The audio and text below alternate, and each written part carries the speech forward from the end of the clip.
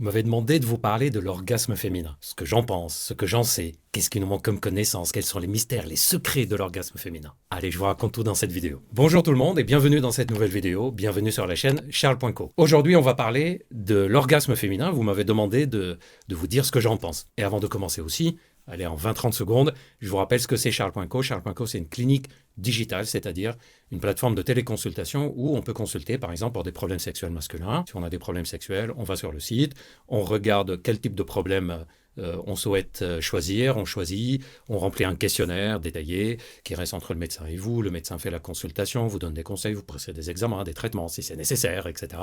Bref, vous connaissez la démarche, je pense. Et pour ceux qui ne connaissent pas, il suffit d'aller sur la plateforme charles.co et vous avez toutes les informations. Maintenant que vous savez tout ce qu'il y a à savoir sur charles.co, voyons le sujet du jour, l'orgasme féminin. Pour vous parler de l'orgasme féminin et vous donner surtout mon avis là-dessus, ce qu'on sait, ce qu'on ne sait pas, etc., j'ai décidé de vous faire cette vidéo en deux parties. La première partie, ce sont les 6 questions qu'il faudrait un jour résoudre pour qu'on puisse comprendre l'orgasme féminin, c'est-à-dire les 6 connaissances qui nous manquent et qu'il faut absolument connaître à mon avis. Ensuite, je vous dirai une petite réflexion personnelle sur l'orgasme féminin qui va vous libérer, qui va vous permettre de mieux gérer toutes les situations d'orgasme. Et ensuite, je vous dirai les 6 éléments, allez, on va dire les 6 astuces qui permettent d'améliorer l'orgasme féminin. Il y a 6 questions qui, à mon avis, si un jour on arrive à les résoudre, à les connaître, on comprendrait beaucoup de choses sur l'orgasme féminin. Première question. Pourquoi la femme a un organe qui ne sert qu'à donner du plaisir, alors que l'homme n'a pas d'organe qui sert qu'à donner du plaisir? Vous voyez de quel organe je parle? Non, clitoris. Le clitoris, il sert qu'à donner du plaisir. Il n'y a pas d'autre fonction connue. Pourquoi chez la femme, il y a un organe qui a cette unique fonction de donner du plaisir, alors que chez l'homme, il n'y a pas un organe dont le seul but est de donner du plaisir? Le pénis, il ne sert pas qu'à ça, hein, et on va en parler. Deuxième question. À quoi sert l'orgasme féminin? Je sais, poser comme ça la question, on dit mais qu'est-ce qu'il raconte? En fait, comme vous le savez, dans notre corps, c'est rare qu'il y ait quelque chose qui ne sert à rien. D'ailleurs, tout a pratiquement une fonction. L'orgasme féminin, à quoi il sert? Il y a beaucoup de théories, mais on n'a pas une théorie qui a été prouvée. Par exemple, certaines personnes disent que ça sert à faire des contractions, ce qui fait remonter les spermatozoïdes et donc ça aide à la reproduction. Mais on connaît plein de femmes qui peuvent avoir des grossesses sans aucun orgasme. Certaines théories disent que c'est le fait d'avoir du plaisir va favoriser le fait d'avoir envie. Ça peut s'entendre, mais ça me paraît incomplet comme théorie. Donc, le rôle exact de l'orgasme, on ne le connaît pas. Chez l'homme, comme c'est souvent associé à l'éjaculation, on a tendance à considérer que ça fait partie du système de reproduction, mais même chez l'homme, je pense qu'il faudrait mieux comprendre comment fonctionne l'orgasme. Troisième question. Pourquoi chez la femme, il n'y a pas de point de non-retour de l'orgasme, alors que chez l'homme, il y a un point de non-retour? Je vous en ai parlé dans la vidéo où je vous expliquais les différences entre l'orgasme féminin et l'orgasme masculin. D'ailleurs, je vous avais lancé un défi, je vous le relance ici. Est-ce que vous sauriez citer 8 différences entre l'orgasme féminin et l'orgasme masculin? Vous me dites dans le commentaire si vous les avez. Allez voir la vidéo et dites-moi si vous aviez trouvé toutes les réponses. Parmi les différences, il y en a une qui me paraît très importante. Pourquoi chez l'homme, il y a un point de non-retour, c'est-à-dire on stimule, et il y a un moment, si on atteint ce point de non-retour, même si on arrête la stimulation, on va quand même avoir l'orgasme. Chez la femme, si on arrête même en plein milieu, la stimulation en plein milieu de l'orgasme, ben l'orgasme, il peut s'arrêter. Ça peut tout casser l'orgasme, mais il n'y a pas de niveau à partir duquel, peu importe ce qu'on fait, l'orgasme va avoir lieu ou non. Non, il faut vraiment aller jusqu'à la stimulation maximale. Pourquoi? Et aussi, pourquoi chez la femme, il y a une prédisposition à un orgasme répété, alors que chez l'homme, ce n'est pas naturellement prévu d'avoir un orgasme répété. Quatrième question. Comment ça se fait et à quel moment dans l'évolution le clitoris est devenu l'un des organes les plus innervés, qui contient le plus de terminaisons nerveuses, quasiment comme au niveau de la pulpe des doigts, plus que dans le pénis, 2 à 3 fois plus que dans le pénis? Comment ça se fait que ces terminaisons nerveuses se sont développées de façon importante dans le clitoris? Cinquième question. Est-ce que la taille compte? La taille du clitoris. Si un jour on arrive à mieux comprendre si la taille du clitoris et sa forme, sa localisation jouent un rôle, on comprendrait mieux le fonctionnement sexuel. Je vous donne une idée. Il y a une étude, une des rares études qui a été faite sur ce sujet, qui a montré par exemple que la taille extérieure du clitoris pourrait jouer un rôle. Et ça peut paraître logique, plus c'est grand, plus la surface qu'on peut stimuler est grande, donc plus on peut faciliter l'orgasme. Mais surtout, c'est pas la taille qui comptait, c'est la position par rapport à l'orifice du vagin. Est-ce que si le clitoris est plus proche de l'orifice du vagin, est-ce que ça facilite l'orgasme par frottement? Est-ce qu'il vaut mieux qu'il soit plus éloigné? Toutes ces choses-là ne sont pas vraiment explorées de nos jours et je pense qu'il faudrait mieux connaître l'anatomie de cette zone-là pour mieux comprendre l'orgasme féminin. Et la 6e question, c'est comment ça fonctionne sur le plan neurochimique. Et je vous donne juste une information des études scientifiques. Quand une femme jouit, quand elle a un orgasme, il y a une dizaine de zones dans le cerveau qui s'allument, qui s'activent, qui s'éteignent, qui se rallument. Et il y a une dizaine d'hormones et de neurotransmetteurs dans le corps qui se mettent en place. mais on est incapable de dire qui déclenche qui déclenche quoi, par quoi ça commence, par quoi ça s'arrête. On a l'impression que tout ça, c'est quelque chose d'assez complexe et on n'arrive pas à s'en sortir, à le comprendre. Le jour où on comprendrait par quoi ça commence, par quoi ça se termine, de façon réelle au niveau cérébral, on comprendrait beaucoup mieux l'orgasme et on trouverait peut-être mieux certaines astuces, peut-être même des traitements pour améliorer l'orgasme. Maintenant que je vous ai dit les interrogations que j'ai, que j'aimerais résoudre un jour sur l'orgasme féminin, j'aimerais vous donner une réflexion personnelle sur l'orgasme et que vous ayez en tête, et vous allez voir, ça va vous faciliter beaucoup de choses. J'aimerais vous inviter, toutes et tous, à ne plus jamais utiliser l'expression clitoridienne ou vaginale. Est-ce que c'est un orgasme anal, orgasme vaginal, orgasme clitoridien, orgasme de telle façon, orgasme de telle façon? On oublie, vous retenez juste l'idée orgasme féminin et qu'il a plusieurs variantes. En fait, rien que le fait de distinguer vaginale et clitoridienne, c'est une façon de comprendre l'orgasme de façon purement masculine. Et même chez l'homme, on ne le voit pas comme ça, alors que c'est purement masculin. Par exemple, est-ce que cet homme jouit de telle ou telle façon? C'est rare qu'on se pose la question. Et pourtant, il y a des hommes qui disent « moi, je ne peux pas jouir, sauf par pénétration ou sauf par masturbation ». On n'en parle presque pas. Alors que chez la femme, on va lui dire « mais comment tu jouis? Ah, mais non, il faudrait faire ceci, il faudrait faire cela ». Et encore plus, je ne sais pas si vous en avez entendu parler, il y a de plus en plus de chercheurs qui parlent d'orgasme assisté. Orgasme assisté, ça veut dire quoi? Ça veut dire qu'il y a une pénétration et on rajoute quelque chose à la pénétration. Ça peut être la stimulation du clitoris avec les doigts, avec la langue, avec un sextoy, etc. Assister, ça veut dire quoi? Ça veut dire que la base, c'est la pénétration et qu'on l'assiste par quelque chose. Mais qui a dit que ça doit être la base? Et puis cette histoire d'orgasme assisté, sérieusement. Vous imaginez, si je mets du poivre et je rajoute un peu de thym dans ma salade, c'est une salade assistée ou c'est une salade à mon goût? Pourquoi je vous raconte tout ça?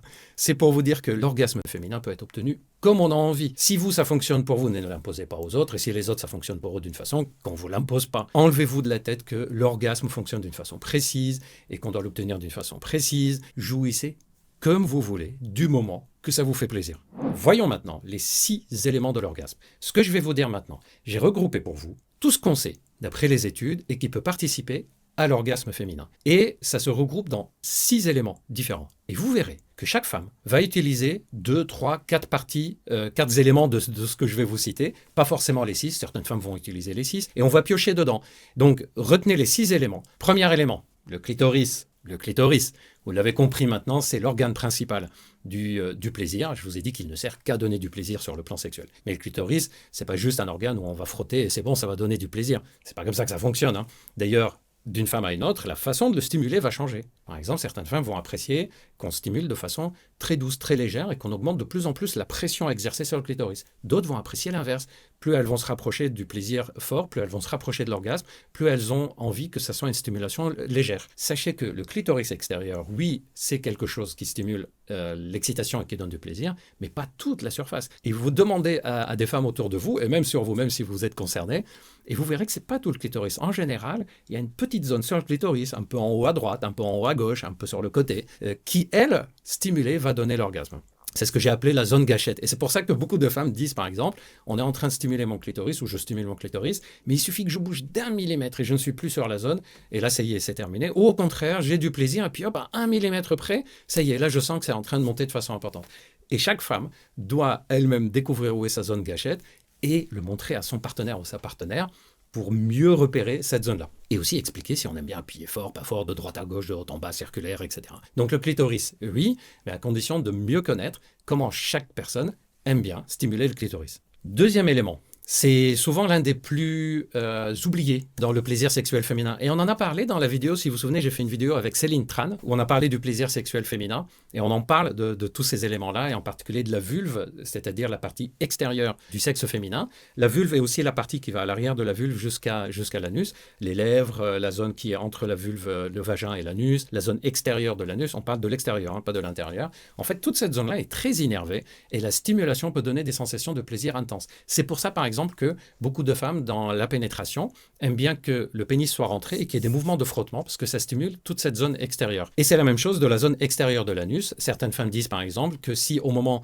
d'un cunnilingus ou d'une stimulation ou d'une pénétration, s'il y a une stimulation à l'extérieur de l'anus ou la zone qui est entre le vagin et l'anus, c'est quelque chose qui peut augmenter leur plaisir. Là aussi, c'est quelque chose que chaque personne doit découvrir d'elle-même. Troisième élément, le vagin. Évidemment, le vagin participe dans le plaisir sexuel, même si beaucoup de femmes disent que ce n'est pas la source principal de leur plaisir, mais ça participe. Et contrairement à ce qu'on imagine, ce ne sont pas les mouvements d'aller-retour dans le vagin qui sont source de plaisir. Vous imaginez, sinon c'est tout ce qu'on met et on retire dans le vagin devrait donner du plaisir. L'examen gynéco n'est pas si agréable que ça pour toutes les femmes. Enfin, en général, c'est pas ce qui va donner de l'orgasme. En fait, c'est plutôt des mouvements de stimulation. Par exemple, on va incliner le pénis d'une façon ou d'une autre, introduire le doigt et appuyer sur certaines zones, etc. Je vous en ai parlé d'ailleurs dans une vidéo où je vous explique quand on a un pénis de petite taille, comment on peut donner du plaisir par pénétration. Et je vous ai expliqué cette histoire que ce n'est pas le fait de faire des allers-retours dans le vagin. Vous pouvez aller voir la vidéo, vous apprendrez beaucoup de choses aussi sur ce sujet. On sait aussi qu'au niveau du vagin, ce sont surtout les 3-4 premiers centimètres qui sont les plus sensibles, que la femme va ressentir le plus. Par exemple, un frottement avec le doigt au fond du vagin, elle ressent de façon moins fine qu'un frottement à 1 ou 2 cm de l'orifice. Et il y a une zone qui semble la plus intéressante à stimuler au niveau du vagin, c'est quand une femme est allongée sur le ventre, la zone qui est vers le haut, à 2 à 4 cm de l'orifice, c'est ce qu'on a appelé le point G. De nos jours, on sait que ce n'est pas un point précis, mais une zone qui va donner une sensation plus intéressante. Mais attention, ce n'est pas chez toutes les femmes. Il y a des femmes qui ont une sorte de point G naturellement présent, mais il n'y a pas forcément le plaisir qui va avec. Et il y a des femmes qui ont beaucoup de plaisir, alors qu'elles n'ont pas cette zone de point G sur le plan histologique. Donc ce n'est pas quelque chose de fixe. Cette zone-là, en fait, quand on y réfléchit, ça correspond à la stimulation de la partie interne du clitoris. Je vous rappelle que le clitoris fait une petite boule à l'extérieur, mais qui fait 7 à 8 cm à l'intérieur. Et donc ce qu'on a appelé point G pourrait bien correspondre à la zone intérieure du clitoris et aussi l'urètre, qui participe au plaisir. L'urètre, c'est le canal avec lequel on urine. Quatrième élément, le bassin et le périnée. C'est un des trucs que, quand on en parle, les personnes disent « mais oui, c'est vrai », alors qu'on oublie tout le temps d'en parler. Est-ce que vous savez qu'il y a des études qui ont été faites où on a demandé à des femmes qui disent « moi, j'ai pas de problème pour l'orgasme, je l'ai assez facilement, pas forcément systématiquement, mais assez facilement. » Et on a demandé à ces femmes-là de ne pas faire de mouvement, c'est-à-dire pendant le rapport sexuel, de ne pas bouger leur bassin. Et bien la moitié d'entre elles, et même plus, n'arrivaient plus à jouir, parce qu'il n'y avait plus les mouvements. En fait, vous avez remarqué que quand il y a une excitation, il y a des petits mouvements du bassin d'avant en arrière, comme si on se faisait une petite ondulation, comme si on se faisait un petit massage en fait du clitoris intérieur, du vagin, des organes génitaux à l'intérieur. Et vous avez peut-être remarqué aussi que ce sont des petits mouvements simples, doux, comme s'il y avait une petite danse au niveau du bassin, comme la danse du ventre en fait. Quand on va s'approcher de l'orgasme, ça va devenir de plus en plus tendu et même quasiment figé. En fait, tout ce tonus de muscles des bassins et du périnée joue un rôle. Donc apprenez à avoir un bassin qui bouge de façon souple, travaillez le périnée, tout ça, ça aide à améliorer les capacités d'orgasme. Cinquième élément, il ne va pas vous surprendre celui-là, la tête.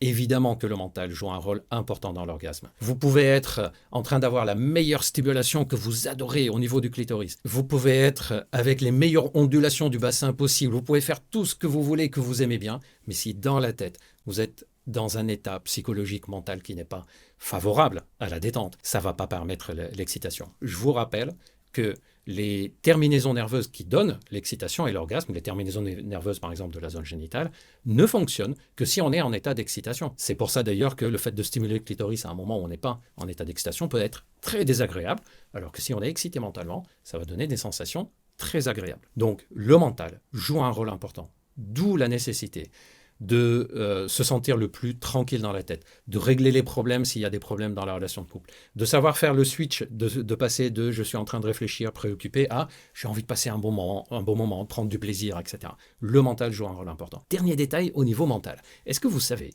que certaines personnes ont une sensation comme si elles devaient aller uriner juste avant de jouir? Si vous rencontrez ça, sachez que vous n'allez pas perdre l'urine. C'est une sensation liée aux contractions, au changement de tonus au niveau du périnée, à quelques sensations neurologiques qu'on peut avoir. Et donc, si vous sentez que juste avant de jouir, vous avez la même sensation comme si vous devez aller uriner, en fait, c'est simplement le signe que vous allez bientôt jouir, pas le signe que vous allez perdre les urines. Donc, laissez-vous aller et vous allez voir, vous allez en profiter. Sixième élément, les zones érogènes ailleurs dans le corps. On a beaucoup parlé de la zone génitale, mais n'oublions pas que tout le corps a des zones érogènes. On en a parlé aussi dans la vidéo avec Céline Tran où on parle du plaisir sexuel féminin. Par exemple, il y a des femmes chez qui le fait de stimuler les seins en même temps qu'il y a une pénétration va favoriser l'orgasme. Il y a des femmes chez qui le baiser, le fait de s'embrasser, va favoriser l'orgasme. En tout cas, ne pas oublier que toutes les caresses qu'on peut avoir sur le corps peuvent favoriser le plaisir, l'excitation, mais à condition que ça soit agréable pour la personne. D'où l'importance de prendre le temps de connaître et de se connaître aussi. Je viens de vous dire les 6 éléments qui participent à l'orgasme féminin. Le clitoris, le vagin, la vulve et la zone extérieure, le périnée, le bassin, même le col de l'utérus, le mental, les zones érogènes autres que la zone génitale, les seins, le cou, le baiser, etc., les caresses. Et chaque femme va dire, bah, moi c'est plutôt ça, ça, ça, je vais faire cette combinaison-là. En fait, c'est exactement, j'ai parlé d'alimentation au début, de salade, c'est exactement comme si on fait une salade et chaque femme va dire, ah moi je préfère mettre ça, ça, ça dans ma salade, moi je préfère mettre ça, ça, ça. Et n'oubliez pas que ça peut changer, c'est-à-dire d'une période de votre vie à une autre, vous pouvez avoir différents ingrédients. Vous avez les 6 ingrédients que je vous ai cités, mais vous pouvez les mélanger comme vous voulez. Vous pouvez ne pas en utiliser quelques-uns, comme vous pouvez en utiliser d'autres à un autre moment. Et parfois même, au cours du rapport sexuel, ça peut changer. C'est-à-dire, il y a certaines femmes qui disent, moi, au début du rapport sexuel, je préfère utiliser tel ou tel élément. Et puis quand je m'approche de la jouissance, je préfère utiliser tel ou tel élément. Sachez que tout ça est parfaitement normal. Ne suivez jamais un guide préétabli pour l'orgasme. Vous avez les ingrédients, mélangez-les comme vous voulez, faites vos tests. Et les tests qui marchent, utilisez-les. Voilà, j'espère que cette vidéo vous a plu. Si c'est le cas, n'oubliez pas de liker, commenter, me dire si vous avez aimé, ce que vous aimeriez que j'aborde comme sujet, s'il y a un point que vous aimeriez que je détaille. N'oubliez pas qu'il y a plein de vidéos sur la chaîne où je vous parle de plein de sujets de ce type-là. N'hésitez pas à aller les voir, à les commenter. N'oubliez pas de vous abonner si vous n'êtes pas encore abonné. Moi, je vous donne rendez-vous très bientôt pour plein de sujets sur la sexualité et sur plein d'autres sujets. Prenez bien soin de vous et à bientôt.